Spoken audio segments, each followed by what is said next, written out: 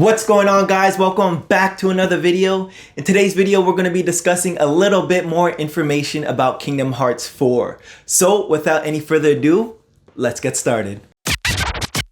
Now, today's discussion is going to be focusing around the word realism. Why realism?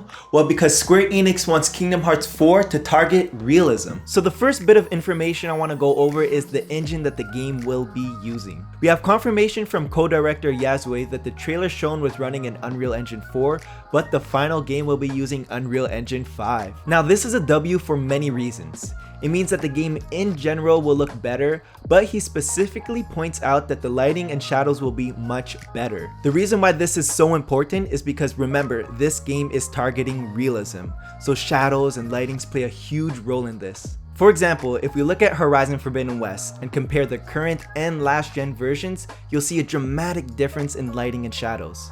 This makes the world much more convincing, and again, this is what Kingdom Hearts 4 is targeting. Now, the downside about this is that even though Epic has claimed that moving from Unreal Engine 4 to Unreal Engine 5 will be a smooth transition, more often than not there are growing pains, and if this is the case, we can expect some sort of delay. Although Unreal Engine 5 does support last gen consoles, the fact that Square Enix is making the leap tells me that most likely it will launch exclusively for PS5, Xbox Series S, and Xbox Series X. I believe this is the game where people are going to be like, damn, that's a good looking game, especially with all the changes that they're making. It's a new story arc, a darker tone, realistic graphics, and it looks very ambitious. As for the worlds, I believe the ones that we'll be visiting are going to be based on live action Disney properties like Star Wars.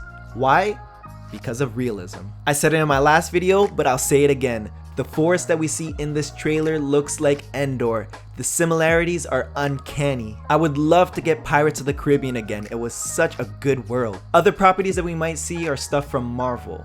Now, I know a lot of people would want to see this, but I personally, I'm not too keen on this idea.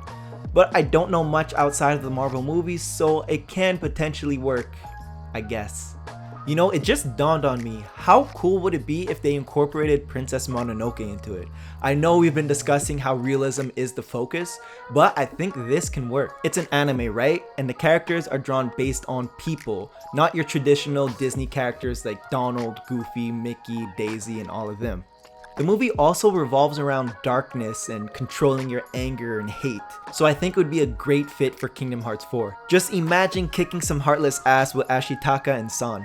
Now Nomura, please bring back the Final Fantasy characters to this game. Or better yet, put it in a Final Fantasy world. The Final Fantasy games that we've been getting recently, like Final Fantasy VII Remake, Final Fantasy X, even though it's not that recent, or Final Fantasy 13, and I know a lot of people don't like that trilogy, but these games look pretty realistic, so I think it would fit well in Kingdom Hearts 4. But again, at the bare minimum, please bring back the Final Fantasy characters. What's up with Squall? What's up with Yuffie, Tifa, Cloud, Sephiroth, Cid? What's up with these guys? We didn't see them in Kingdom Hearts 3 and I want to see them in Kingdom Hearts 4. So the last bit of information I want to go over doesn't actually have to do anything about realism. The narrator in the trailer is a character that we've known for a while now. Now, I have no idea who this character can be because it was in Japanese and I just can't distinguish tones and different voices when it comes to Japanese language. But there are people on the internet who are saying that it might be young Xehanort. That's gonna do it for this video, guys. Thank you so much for watching.